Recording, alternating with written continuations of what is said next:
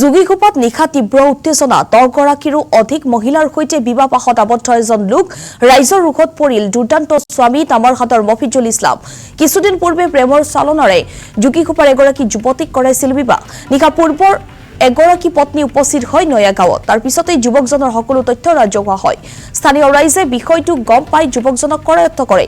তাৰ পিছতেই এক উত্তেজনাপূৰ্ণ পৰিস্থিতিৰো সৃষ্টি হয়। ঘটনাস্থলীত যোগীঘোপা আৰক্ষী উপস্থিত হৈ মফিজুল ইছলামক আটক কৰে। ঘটনাৰ তদন্ত অব্যাহত ৰাখিছে যোগীঘোপা আৰক্ষীয়ে। উল্লেখ কৰিছো পুনৰবাৰ যোগীঘোপাত নিশা তীব্ৰ উত্তেজনা 10গৰাকীৰো অধিক মহিলাৰ সৈতে বিবাহপাশত আবদ্ধ এজন লোক ৰাইজৰ ৰোষত পৰিল দুৰ্দান্ত স্বামী তামাৰহাটৰ মফিজুল ইছলাম। কিছুদিন পূৰ্বে প্ৰেমৰ চলনাৰে যোগীঘোপাৰ এগৰাকী যুৱতীক বিবাহ কৰাইছিল। নিশা পূৰ্বৰ এগৰাকী পত্নী উপস্থিত হৈছিল নয়া গাঁৱত। তাৰ পিছতেই যুৱকজনৰ সকলো তথ্য ৰাজহুৱা হয়। স্থানীয় ৰাইজে বিষয়টো গম পাই যুৱকজনক কৰায়ত্ব কৰে। তাৰ পিছতেই উত্তেজনাপূৰ্ণ পৰিস্থিতিৰো সৃষ্টি হয়। ঘটনাস্থলীত যোগীঘোপা আৰক্ষী উপস্থিত হৈ মফিজুল ইছলামক আটক কৰিছে।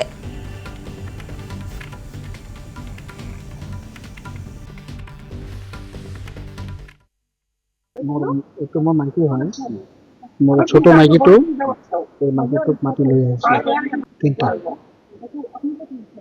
মোৰ আগেৰ মাইকীটো পলাই গৈছে, তাৰপিছত তোমাৰ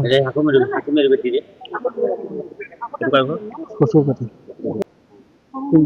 দুটাই আছে মোৰ বৰ্তমান। আগত বিয়া এটা পাতিলো, এইটো গৈছে মামাৰ লগত থাকি ডিষ্ট্ৰিক্ট। মই এই গাড়ী টাড়ি চলাই না, এইটো গাৰ্জেনৰ লগত কথা পাতি বিয়া পাতিছে। ইয়াৰ আগতে তো গাৰ্জেনৰ হৈছিল,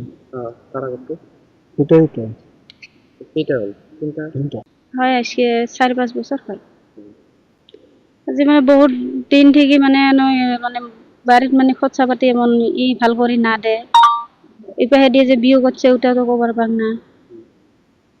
এই বাড়ির মানে যেই ছোৱালীক বিয়ে কৰছে ওই ছোৱালী মোক ফোন করে মোক ডাকিছে, মাটি আনিছে মুই আহিছো। আহার পরে যে উমরা যে বিয়ে করছে উমরা কোনো গার্জেন ছাড়া বিয়ে করছে, তা মই ঘরত খরচা পানি অত নাই, ওইটা জন্য মুই স্বামীর ওটি আইছো, খবর পাই আইছো। আগত শুনার মতে তো বহুত কটা বিয়ে করছে, পানবাড়ি একটা, আলমগঞ্জ একটা, আর বলাজানের 2টা।